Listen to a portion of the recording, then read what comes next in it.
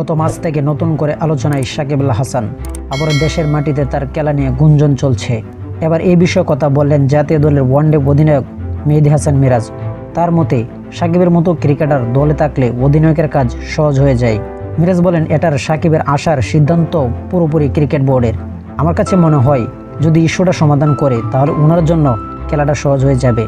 অধিনায়ক হিসেবে এরকম একজন খেলোয়াড় যদি দলে থাকে এটা আমার জন্য অনেক সহজ হয়ে যাবে। এর আগে আপনারা শুনেছেন যে সাকিব ভাইয়ের ব্যাপারে সবাই পজিটিভ আছে। আমার কাছে মনে হয় যে প্রক্রিয়াগুলো আছে সেগুলো যদি সবাই ভালোভাবে হ্যান্ডেল করতে পারি তাহলে জিনিসটা সহজ হয়ে যাবে। সাকিব ভাইয়ের ইস্যুটা সম্পূর্ণ আমরা সবাই জানি। সাকিব ভাই থাকলে তো একজন অধিনায়কের জন্য সহজ হয়ে যায়।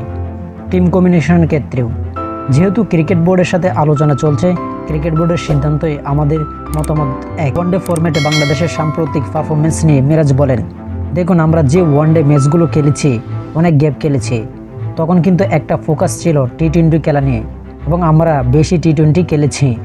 আমরা যখন ওয়ানডে খেলেছি অনেক গ্যাপে খেলেছি, এর জন্য ওইভাবে পরিকল্পনা করা হয়নি।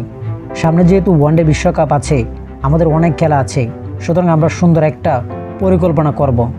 দেখুন মাত্র তো শুরু হলো, যেহেতু PCL দিয়ে শুরু হয়েছে, সিরিজগুলো নিয়ে আমরা বসে একটা সুন্দর পরিকল্পনা করব যে আমাদের সিরিজগুলো আমরা কিভাবে ভালো খেলতে পারি এবং আমাদের সিরিজগুলো কিভাবে জিততে পারি।